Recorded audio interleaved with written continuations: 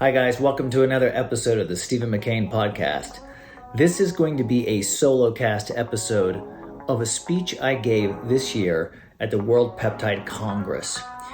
It really illustrates why I do what I do, and it's my journey from being a professional athlete to getting really unhealthy and living a reckless life, in my opinion, for a number of years. And then turning it all around, finding biohacking, and really committing myself to the last 14 years, quitting drinking, finding peptides, working with functional medicine doctors, doing all these things to really rebuild myself. And I hope it's somewhat inspirational for you.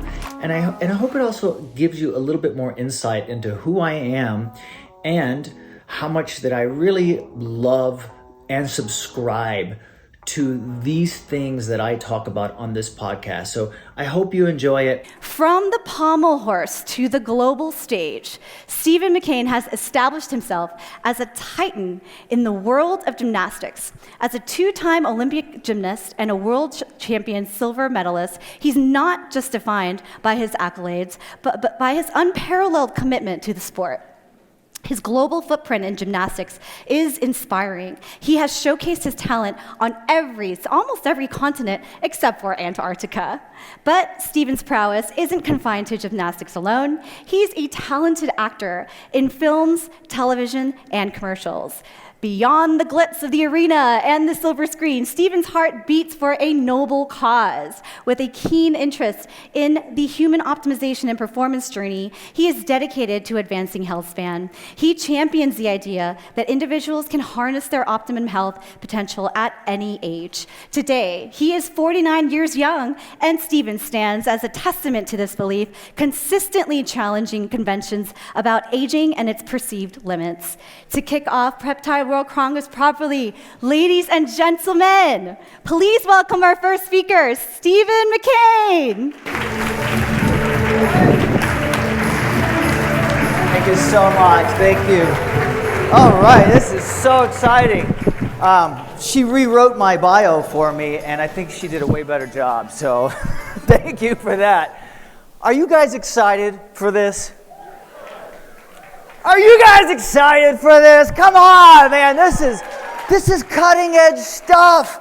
I have personally had a love affair with peptides for 10 years, and it was pretty underground when I first got into it. So, I mean, to have some place like this where you can go and get a state-of-the-art education, unbelievable. So, I would like to take you on a journey with me of my history and how human optimization and regenerative medicine and peptides have changed my life. And so, in order to do that, we got to go back in time a little bit. And I used to be a world-class athlete, spent my whole upbringing, dedicating everything to the sport of gymnastics. It's kind of my nature, my personality. You're going to find out that when I get into something, I tend to rabbit hole on it. Two-time Olympian, Hall of Fame inductee, got to compete all over the world. Phenomenal career, film, television, commercial. That's Adriana Lima from the Victoria's Secret model, in case you were wondering. And then, just to give you an example of the kind of stuff I used to do, let's watch a high bar routine. This is one of my favorite apparatuses.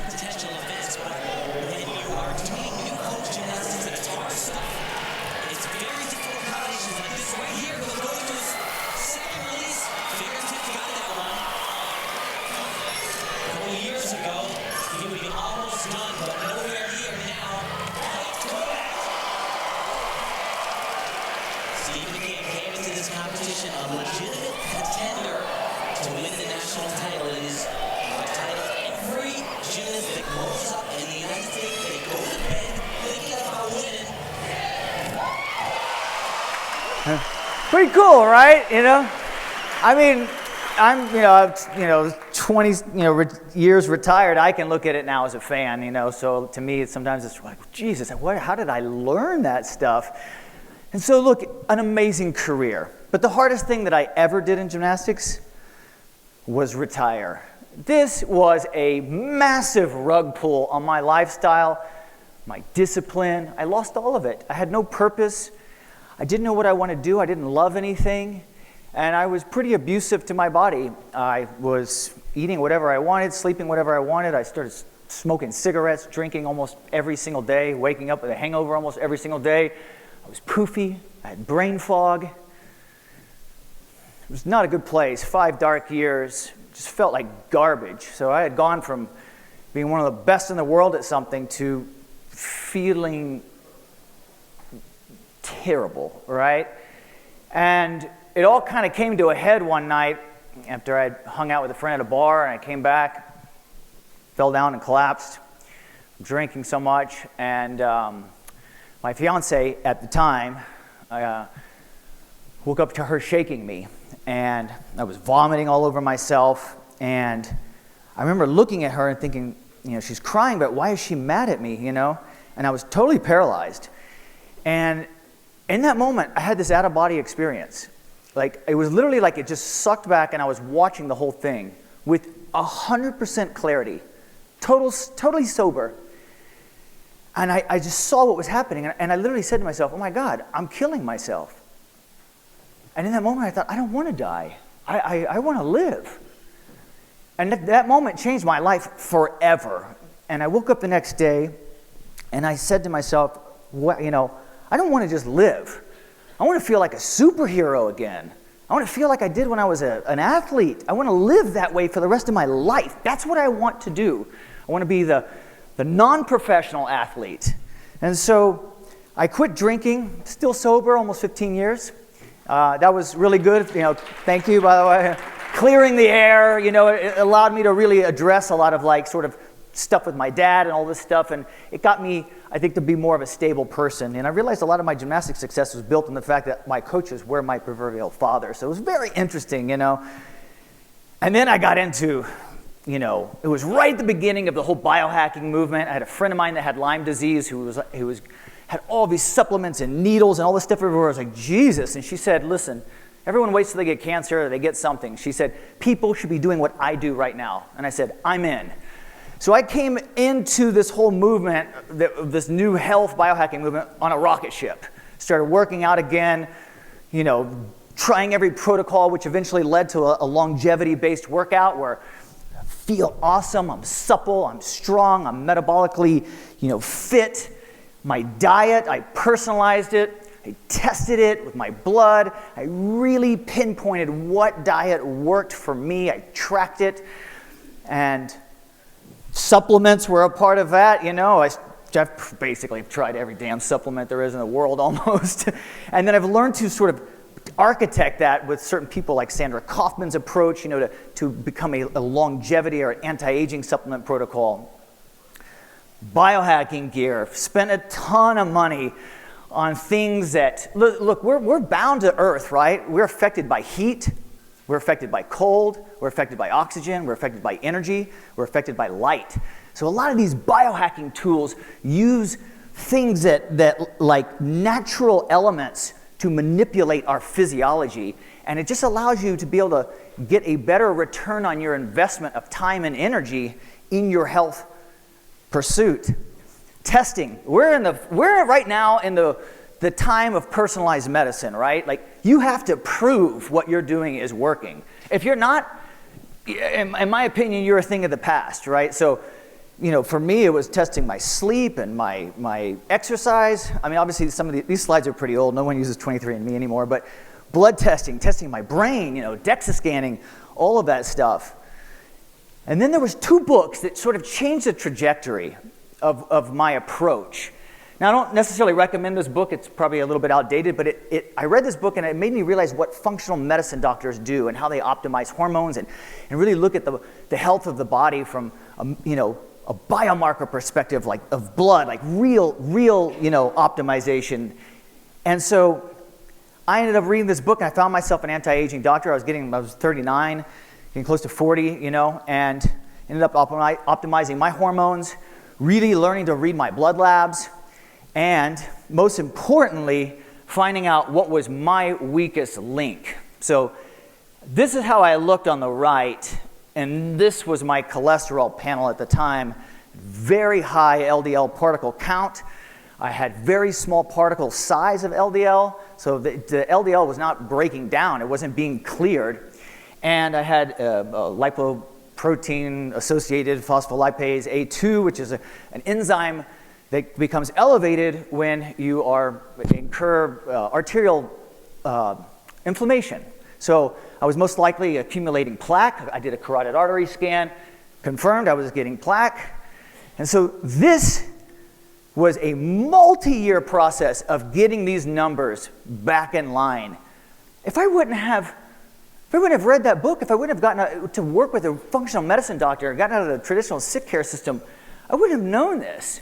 By the way, I was on one of those ketogenic diets, and I thought, oh, look at me, and the doctor told me, he's like, we never see anyone that looks like this that has these levels, by the way.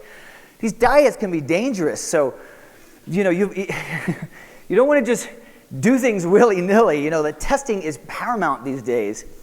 The other book I read was this. I found this guy, he went by the name Dr. X in Europe, and excellent researcher, not a doctor actually, but he was kind of like who I was, but maybe 15 years older. And he really got me thinking about peptides and exploring peptides. And I went all the way in. And I came to this conference, watched it, learned from Dr. Seeds, took his courses. I have been in his office hours before asking questions, read every book I could get my hands on, worked with a lot of different doctors and stuff. That's kind of my peptide rabbit hole. There's some pictures of my life with it. But profound, and now I've rolled that into sort of like a longevity calendar. The calendar will remind me it's time for this protocol, da-da-da-da-da. So, the comeback had, in my opinion, at age 44, 45, had been complete. I had accomplished what I really wanted to do. And I can tell you, these things work. They do. You do not have to be an Olympic athlete. I just took an Olympic approach to this stuff, and I had a lot of thirst for it, right? But this happened. I was tested once again. I was working on a Nike commercial with a 2-time Oscar-winning director. Him and his director of photography were world-class. They did The Revenant, they did Birdman, Alejandro Gonzalez Iñárritu, and we were doing some amazing stuff, and the assistant director whispered in my ear, hey, can you come in tomorrow? We want to do a whole nother day of shooting with you. And I was like, man, I feel like I never retired, like mid-40s, and I'm like a rock star again. And I was just about to tell them, I think we've done enough, the flooring isn't really that safe, and I kept going, and I tore my Achilles, and I was furious at myself for letting this happen. Furious. 999,999 times out of 1,000,000, I never would have made that mistake. And I thought, you people pleaser, you idiot, what did you do? You can tell how much I respected my physiology. And I remember my therapist, as I was seeing some guy about this because I was so upset. I never played the victim, but I was really mad at myself. And he said, Steve, listen, the Achilles story has stood the test of thousands and thousands of years, right? You're talking about warriors that, from the Greek times that had their Achilles torn. That's it. They were decimated. They're done. That's why it's lasted this long. And that really helped me. But here's what happened. I went after this like I was an Olympic athlete. I threw the kitchen sink in it, and what I did is I stopped asking for permission. I stopped looking for others to tell me what to do. I had all the information loaded in me. I called up my anti-aging doctor. I said, I need to go on growth hormone right now. I want maximum healing capacity. I came home from surgery, started injecting right above the Achilles tendon with healing peptides. I started using massive amounts of essential amino acids to rescaffold that tendon, blood flow restriction, all the things. And in 5 months, I was running. And that was the fastest they had ever seen. And the place that I rehabbed was where Kobe Bryant, Conor McGregor, top people in the world go to. And I had broken the record. So again, these things work. They work, It's very exciting to me. So when I look at all this stuff, my story, and I think about making recommendations to people, and Again, 6 months from now, the recommendations could change. A year from now, they could change. But after making these slides, I thought, this is what I feel about my journey, First of all, you got to make up your mind. Somewhere in there, you got to tell yourself, I want to make a change, right? I want a result. There is an entire quantum field of medicine that exists in the brain that we don't fully understand. But when you decide you want something, or something is at risk if you don't make a change, it does something, right? And then the second thing I always think about when all this stuff for like health, if you just optimize for fitness, you have to optimize for sleep. You have to optimize your diet. You have to optimize your stress. Exercise is stress resiliency, right? That's what you're learning to do. I mean, so I always tell people, like, just really make like the skeleton key, the master switch, your fitness. Focus on that. There's an athlete in all of us. And if you can focus on trying to optimize the fitness, you really will take care of so much more. Why? Because fitness positively affects every single tenet of aging. And the more you're in shape, the more you can pump those channels. So it's a positive feedback loop, right? It's fascinating how powerful exercise is, and I'm so glad that we're finally starting to realize that. I mean, just take a look at how in shape Dr. Seeds is when he comes up here. I tell him every single time I see him, you look like a 60-year-old gymnast. It's amazing. Then obviously I don't got to tell you, anyone in this room, get out of the sick care system. This is what I always tell people, get out and start working with doctors that can help you, right? And then focus on the thing that's going to kill you first. Who cares if if all your organs and your entire body can live to be 125, but you've got this one cholesterol thing that's going to kill you in your 80s? Optimize that. That's your weakest link. That's your bottleneck. Go after that like your life depends on it, because it does, right? And then finally, learn to use peptides. I mean, that's why we're here. And that's not just some little cherry on top because we're at a peptide conference. I mean, these things are powerful. I will tell you this about peptides. This is my personal opinion on peptides. People vastly overestimate what peptides can do. And at the exact same time, people vastly underestimate what peptides can do. It is your job to solve that riddle in your practice, with your patients, right? Figure that out. And so, that's my story. And, I have a podcast. If one of you would like to be on the podcast, feel like you have something you want to share, I'd love to hear it. I'd love to hear your stories. Reach out to me here. I'm going to be here all day. I'm going to be watching the presentations because I want to learn this stuff. And because we are at a peptide conference, I have one last story that I want to share. And it's part of that, taking ownership of this information and that I've learned on this journey and really putting it to use. My fiance during COVID, she ended up experiencing, her Oura ring was telling her, something's going on with your pulse. And she started experiencing rapid heart beating. She couldn't sleep anymore. It felt like somebody was sitting on her chest and just at rest. Her heart was racing like she had been running, and it wouldn't go away. And it was very scary. And I suspected it was her thyroid. We found an endocrinologist in Beverly Hills, and we ran some labs, and she had thyroid antibodies, and they diagnosed her with Graves' disease. And so we were on telemedicine with this doctor, and I said, just explain to me what's happening. Just tell me the mechanisms of action, exactly what's going on here. And he starts explaining it to me, the innate immune system, the adaptive immune system, spiring out of control, and I start thinking, I've heard this stuff. I've heard this stuff in Dr. Seed's courses. I've heard it. And I said, listen, are you familiar with peptides? He said, I know of them, but I don't use them.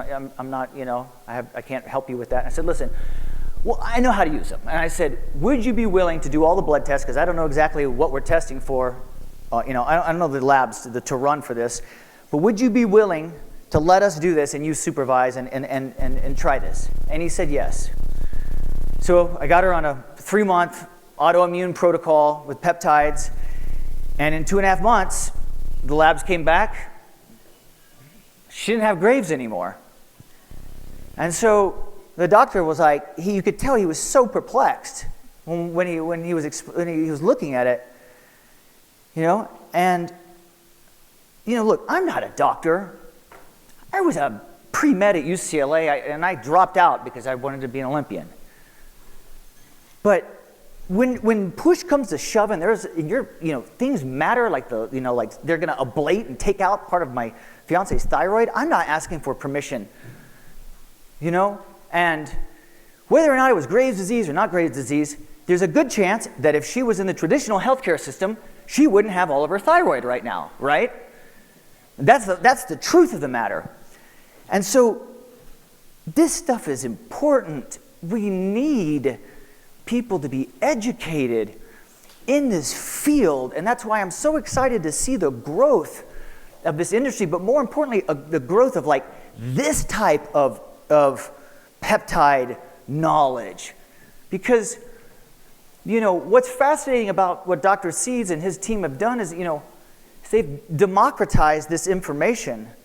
They've allowed someone like me, who I'm not a doctor, to be able to come in and be a part of this and really learn this information and take these courses and have it change not only my life, but the lives of people that I love and care for.